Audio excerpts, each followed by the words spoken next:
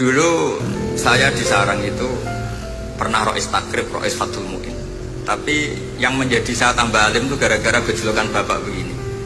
Hak, bisa wono wong imami, saking semangatnya ngapal hal ataka hadithul Ghasyiyah Jumat-Jumat itu. Karena dia ingin keren ya pakai surat panjang gitu. Terus dia datang ketika takbir langsung baca Bismillahirrahmanirrahim hal ataka hadithul Ghasyiyah. Makmumnya bilang subhanallah. Karena dia agak pede dengan surat yang panjang diganti kul ya ayyuhal kafirun. Makmumnya masih bilang subhanallah. Sampai berkali-kali diganti surat kulhu, ya makmumnya tetap bilang subhanallah. Karena nggak tahu caranya mengingatkan kalau imam itu tidak baca Fatihah. Karena ada satu cara yaitu kon ngelingno ngangge napa subhanallah.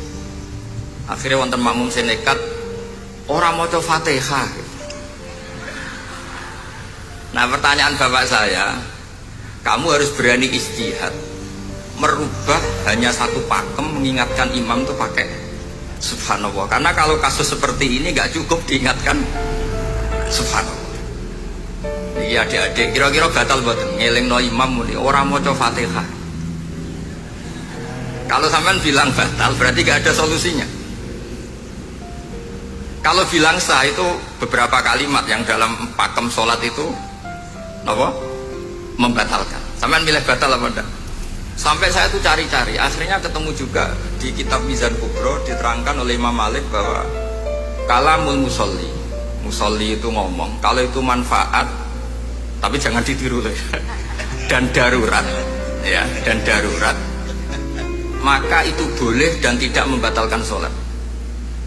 Misalnya imam sholat kemudian di bawahnya ada bom atau ada ular kobra, kalau nggak ada cara ya mau tidak mau harus diingatkan pakai kalimat. Karena kalau subhanallah nanti gonta-ganti surat saja.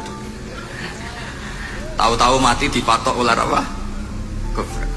Sehingga dari gejolokan-gejolokan seperti itu akhirnya saya berpikir, sampai saya nyari kitab-kitab Al-Madzhabul Arba'ah. Karena memang nggak cukup. Terus pertanyaan kedua kata bapak saya tentang tradisi misalnya orang-orang kampung kalau bikin batu bata itu dari tanah, kemudian kadang makjunun bisirjin, kadang dicampur dengan apa? Sirjin. Nggak usah diterjemah, ini sambil latihan bahasa Arab. Masa pondok internasional nggak bisa bahasa Inggris sama bahasa Arab? Makjun ya.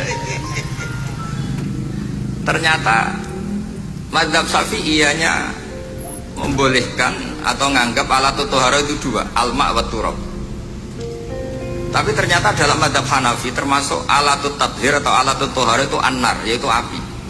Alasan Abu Hanifah, orang mukmin yang banyak dosanya itu untuk masuk surga itu disucikan dulu di neraka. Artinya an-nar itu al-mutahhirah. Nar itu gunanya mensucikan. Sehingga batu bata karena sudah mengalami proses dibakar, maka berarti suci meskipun majunun bisirji. Ya tapi jangan pakai tayamum, pakai apa?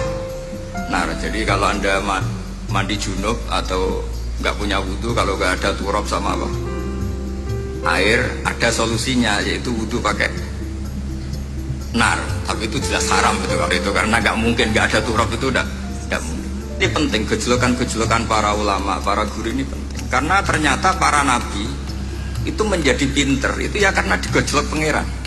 Saya punya sekian contoh di kitab-kitab para wali.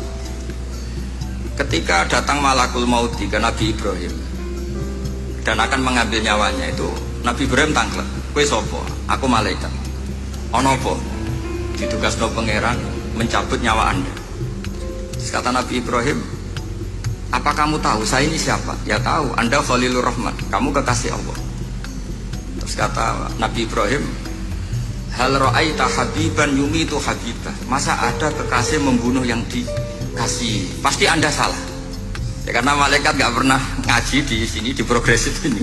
Dia tidak bisa jawab. Akhirnya malaikatnya matur malih teng pangeran. Ya Allah, kata Nabi Ibrahim logikanya begini, wa hal ra'aita habiban yumitu habibah. Mosok kekasih kok dipateni kekasih. Terus kata Allah gini, ya sudah bilang gini sama Nabi Ibrahim, sama Ibrahim, wahal ra'aita habiban yakrahu ayyalqa habibah. Mosok kekasih kok ora siap ketemu sing dikasih. Akhirnya Israel datang lagi. Balik mana? Balik mana? Gini logikanya dibalik sekarang begini gitu. Wahal ra'aita habiban yakrahu ayyalqa habibah. Terus Ibrahim bilang oke ya gak masalah sudah. Artinya apa?